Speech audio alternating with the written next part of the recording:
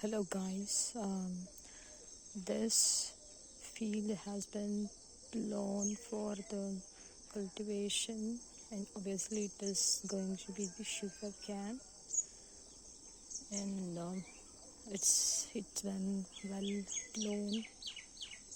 And beside that, other lands are our relatives, and they are also going to prepare it for the next cultivation. And beside that, our sugarcane cultivated land already before 5 to 6 months. So these sugar canes have grown up so well. So if you have a closer look at it, these are ready to taste.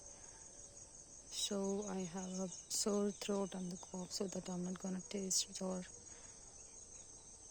yeah,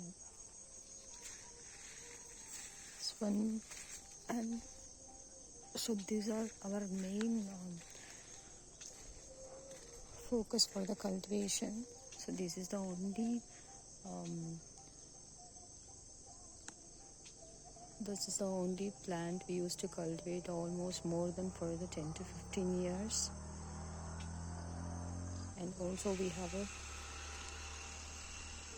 short well, very short well. So that will be almost 10 to 15 feet depth. And the water is not so close to us.